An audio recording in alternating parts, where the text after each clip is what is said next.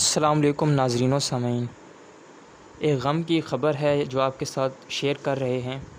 لاکھوں علماء کے شیخ، ہر دینی تحریک کے روح رواں، وفاق المدارس پاکستان کے ناظم اعلیٰ پنجاب حضرت مولانا استاد العلماء شیخ الحدیث قاضی عبدالرشید صاحب مدیر دارالعلوم فاروقیہ راولپنڈی کا انتقال ہو چکا ہے۔